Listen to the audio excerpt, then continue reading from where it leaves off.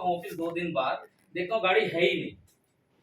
अब गाड़ी नहीं है, अब मैंने बताया ना तीसरा या चौथा फायदा, ये किसकी वजह से हुआ कि मेरी 5 लाख की गाड़ी कैसे बची? उस जीपीएस की वजह से। अगर वो जीपीएस नहीं होता तो शायद मेरी गाड़ी नहीं मिलती। और 110% इको गाड़ी सबसे ज्यादा चोरी होती है पूरी दिल्ली एनसीआर में। सबसे ज्यादा रेशो चोरी होने का पता कर लेना, थानों में भी चोरी होने का इसी है।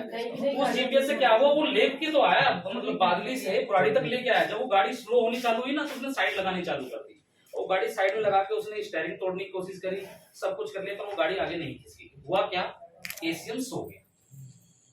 ये जीपीएस की वजह से हुआ, क्योंकि जीपीएस में पैनिक लगा हुआ है। तो यहाँ से मैंने स्टॉप कर दिया कि मेरी गाड़ी आ गई, शायद कुछ छेड़ाछाड़ी हुई है या बैटरी निकली, मैं ये सोच के उसको ध्यान नहीं दिया। इसलिए जीपीएस अगर नहीं होता उस टाइम तो सबसे बड़ा नुकसान हो गया था मेरा। और 5 लाख आप समझ रहे हो, कमाना इतना आसान नहीं है दिल्ली जैसे शहर में।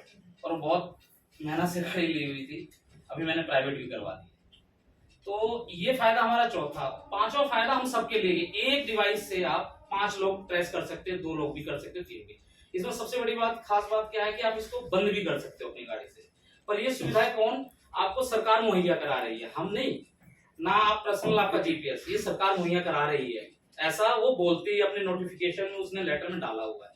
अब आप जब बुराड़ी अथॉरिटी में किस किस के पास 19 मॉडल गाड़ी है, अगर हो तो थोड़ा सा बताइए, चाहे लोडिंग चाहे आप कहीं कर रहे हो, नहीं कोई बात नहीं तो बता दो। 19 मॉडल में जनवरी से जीपीएस लगना स्टार्ट हुआ गवर्नमेंट हमारे पास है यार, जो गवर्नमेंट के अलावा और कोई नहीं है, और लगाना ही पड़ेगा, मजबूरी है, अन्यथा आपकी गाड़ी नस नहीं होगी। 2 साल बाद आप कराओगे तो रिन्यूअल होता है।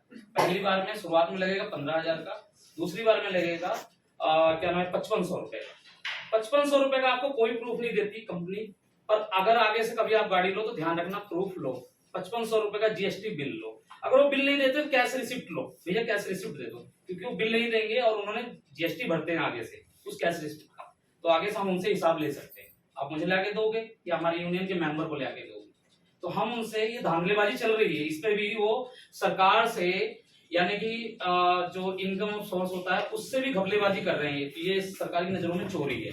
तो सरकार को पता चलेगा तो वो वैसे भी फटकार लगाएगी। तो ये किसके थ्रू पता चलेगा? जब आप लोग स्लिप लो।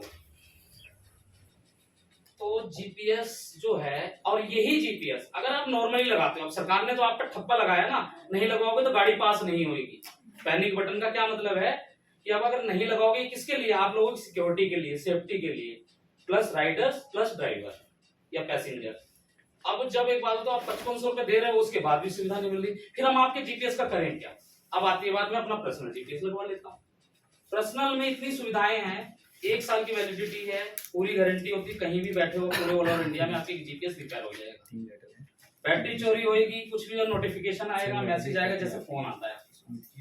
देखिए अब मैं आपको दिखाता हूँ, इस तरीके के जीपीएस है।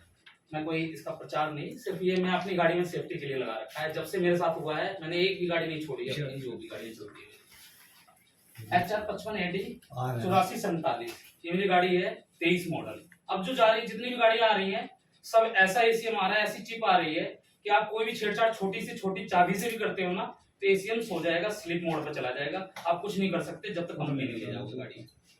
ऐसी गाड़ियां आ रही। अब ये जीपीएस मैंने क्या करा है, एसीएम से कनेक्ट करा रखा है। वो इसकी तार निकाल दे, बैटरी निकाल दे, कोई फर्क नहीं पड़ा, मुझे यहाँ से लॉक कर देना है। ये गाड़ी खोली मैंने, यहाँ गया, इसको एसीएम को मैंने कनेक्ट किया और गाड़ी हो जाएगी लॉक। अब वो कहीं नहीं ले जा सकता। एक होता है स्टीयरिंग से कनेक्ट, एक होता है एसीएम से। ये एसीएम से कनेक्ट है सारे जीपीएस मेरे, स्टीयरिंग से भी नहीं, बैटरी से भी कनेक्ट नहीं। और ये सुविधा कितने की मिल रही है मार्केट में? 2 से 2,500। पर सरकार क्या कर रही है, आप लोगों से डबल वसूल रही है, फिर भी उसका कोई बेनिफिट नहीं। तो सिर्फ मेरा मकसद आप लोगों को ये समझाना है, इस हक के लिए आप लड़ सकते हो सरकार से। कल को कोई हादसा हो गया और बिल लिए रहे आप, तो हम उस कंपनी से फाइट कर सकते कि आपका पैनिक बटन का जीपीएस लगा हुआ था पर आप लोगों ने कुछ नहीं किया। इसका जिम्मेवार कौन? आपने सुना होगा बड़ी बड़ी कंपनी को न्यूज आती है, मर्सिडीज BMW गाड़ी कहीं गिर जाती है, एक्सीडेंट हो जाती है, तो बड़े बड़े लोग क्या करते हैं, केस कर देते हैं कंपनी पे। अभी 20 करोड़ का कंपनसेशन एक बंदे को मिला था, खाई में गिर गई थी गाड़ी, एयर बैग नहीं खुले थे। तो किसके ऊपर कंपनी ने क्लेम किया? क्योंकि उसके पास बिल था, उसने गाड़ी ली।